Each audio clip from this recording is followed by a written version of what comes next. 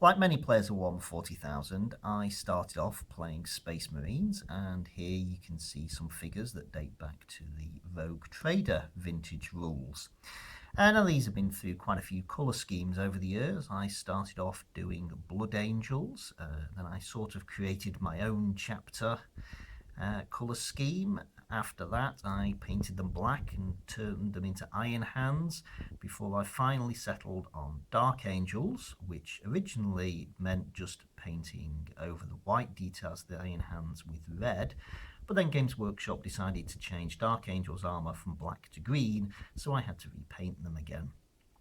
And this is the rough colour scheme they've had ever since the 1990s.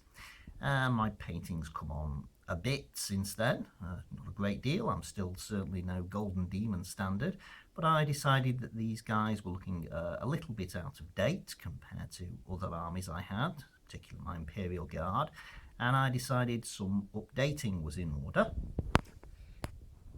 And here is some of that I've achieved so far. I have changed the bases for 32mm bases. I have actually changed the way I've based them. Instead of green and, if I can ever get round to it, flock, they're now grey and sand coated. I put the sand on before I start to paint them. And I came up with the idea to challenge myself. And the challenge is this. Here are 50 Space Marines that I've never painted. These come from the box sets of the 5th and 6th edition versions of Warhammer 40,000, which shows how long they've been sat around unpainted, because I got them all brand new. And I want to see if I can paint all of these this weekend, which is going to be, well, it's a tall order, even though I'm not into highly detailed painting, because it's already 3 o'clock on a Saturday, so I really need to get going with undercoating these guys. Having given the Marines an undercoat of black, it's now time for me to give them a base coat of Caliban green. And here I've got a slight advantage, because when the Caliban green spray paint was going out of production and I saw it was the last chance to buy in store, I bought 2 cans of this, and they've hardly been used, so I've got plenty of spray paint to be painting these 50 Marines with. With the model spray coated Caliban green, I can now move on to doing the details and the bases. And in the first sets of colours I'll be using, it's Administration Grey, which is for the bases, and also the metallic colours Lead Belcher, Runefang Steel, Gehenna Gold, I think that's how it's pronounced, and Warplock Bronze. Here are the Marines with their bases and most of the metallic sections of the models painted. You can see here that there are some parts of the models where I'll be doing some metallics along the top of these plasma guns here. I've not filled in the metallic paint there yet, because I will want to be giving those a different wash. My next stage is to wash all of these models in Nuln Oil all over, so this will shade the armour and the metallics that I've done so far.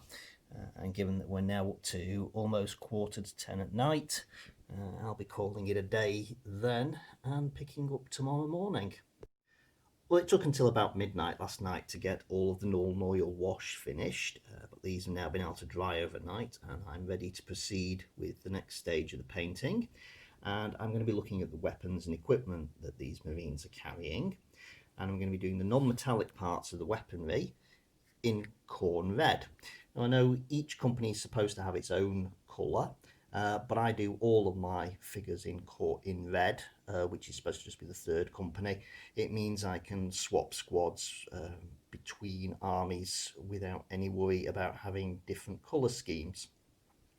Now, if I show you this older figure, obviously it's a lighter scheme than the dark one I'm going for now, as well as on the weapon having red. I've also got some equipment pouches on his belt that were red, and I'm not doing that this time. Pouches and holsters and such, I'm going to be doing in Rhinox hide. I now have the non-metallic parts of the weapons and equipment done. And if I pick this one up, you can see that includes, I've also done the rifle slings in Rhinox hide. And after this, I am going to move on to some of the paler coloured details, which is going to be the skin of the sergeants, robes and skull details, and also the oath parts of purity seals. So for that, I've got Kislev flesh, Screaming Skull, and White Scar. Now that I've picked out the lighter coloured details on all of the models, I am going to return to the metallic paints that I used prior to the Nuln Oil wash, and I'm going to use these in places such as the upper vents on plasma weapons and also on the other metallic markings such as the chest plates and the various little ornaments and badges that are on the figures. Not far off 3 o'clock on Sunday now, so it's almost 24 hours since I started this project, and I've got the next lot of metallics done. So now I'm going to go back to doing some brighter colour details, and I'm going to be using some Mephiston Red. I'll use this for picking out small details with the waxy parts of the purity seals, and also on some of the sergeants there is a cross-shaped detail on the chest that I'm going to use that for. After that, I'm going to be using a Seraphim Sepia wash on the bone and the white colours, and for the vents of the plasma weapons I'll be using a, let's see, Drakenhof Nightshade wash. I also used a small amount of Mournfang brown paint on the sergeants for where some of their trophies and badges are fixed to them. But those are the only figures I needed that colour on. So I've now done the extra washes and the red detailing on all of the purity seals, and I'm really into the home straight now because I just need to put on some Abaddon black, which will go on all the joints in the armour and various bits of cabling. And finally, here we are with 50 painted Dark Angel Space Marines. It is coming up 5:15 on Sunday, so the answer is yes, I can paint 50 Dark Angels from scratch in a weekend, but I don't think I'll be doing it again. It's been pretty hard work. As I've said before, I'm not the best painter in the world. These won't be winning any painting competitions, but they will look good enough on a battlefield if I ever get around to playing the game again. That's it. Thanks for watching. Bye.